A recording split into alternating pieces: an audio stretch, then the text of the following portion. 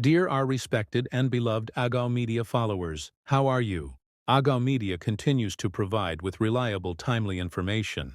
To ensure that Agaw Media remains a good source of information for you, we ask for your support. If you are new to Agaw Media, please share, like, and subscribe to help spread the information to many. Now let's dive directly into the news. Agaw Media News Headlines. 1. Amhara region to promote Amharic language, sparking concerns over other languages. 2. Foreign worker dismissed after assault at Hawassa Industrial Park. 3. Reports of Fano training children for military in Agaw Awi Nationality Zone. 4. Egyptian president expresses support for Nile Basin cooperation. Subscribe, share, and like Agaw Media to stay informed. Amhara region to promote Amharic language, sparking concerns over other languages. The Amhara Regional State Culture and Tourism Bureau has announced initiatives to promote the region's culture, values, and languages. According to Bureau spokesperson Ato Abebe Mbiale, work is underway to identify and organize cultural traditions and values for inclusion in the education curriculum, with the aim of fostering ethics, discipline, and a morally upright generation. Ato Abebe noted that celebrations such as the Ashurati holiday, which highlight indigenous Agaw traditions, peace, solidarity, and gender equality, have been integrated into the educational system. The Bureau has also formed a committee to draft regulations, promoting the use of the Amharic language. Preliminary work on the draft regulation is complete, and it awaits review by management before submission to relevant stakeholders. However, concerns have been raised about the status of the region's more than 10 other languages.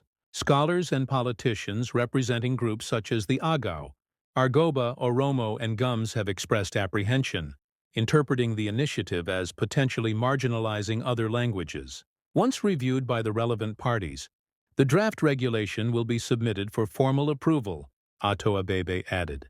Foreign worker dismissed after assault at Hawassa Industrial Park.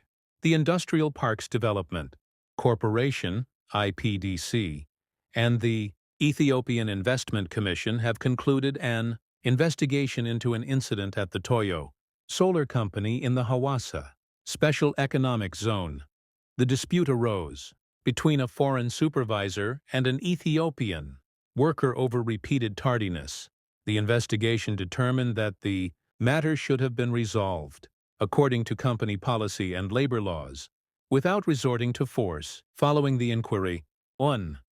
The foreign worker directly involved in the incident was dismissed for violating the company's code of conduct. 2. The company's manager was dismissed for failing to provide proper supervision.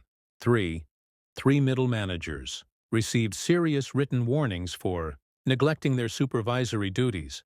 The IPDC emphasized that these actions demonstrate its commitment to preventing misconduct, including physical or psychological abuse, and ensuring the safety, dignity, and equality of workers across Ethiopia's 10 special economic zones, 1 free trade zone, and 3 industrial parks under its management.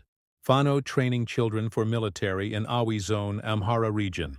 In the Agaw Awi Nationality Zone of the Amhara region, the Amhara Fano has opened military and political training centers in several districts, including Zigam, Sorit, Ayehugogusa, Chele, Gawagusa, Shikudad, Fagtalakuma, Banjadangla, and Jawi. According to reliable sources who spoke to Agaw Media, children are being gathered from different zones of the Amhara region to join these training programs.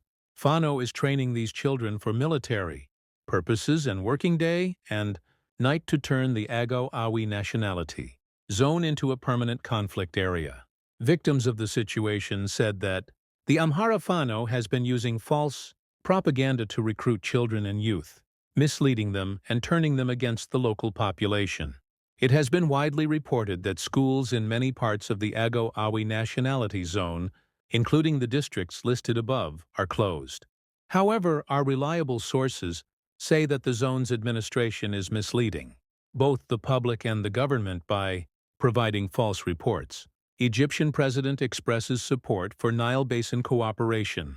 Egyptian President Abdel Fattah al-Sisi reportedly called Kenyan President William Ruto to offer condolences and discuss regional cooperation. According to Egypt Today, al-Sisi emphasized Egypt's support for development initiatives in Nile Basin countries while reiterating opposition to unilateral actions that could affect the country's water needs. President Ruto highlighted Kenya's commitment to cooperation and economic integration among Nile Basin nations to ensure the interests of all countries are protected.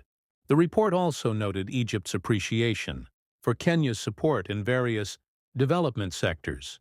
President Ruto was the guest of honor at the inauguration of the $5 billion Ethiopian Renaissance Dam.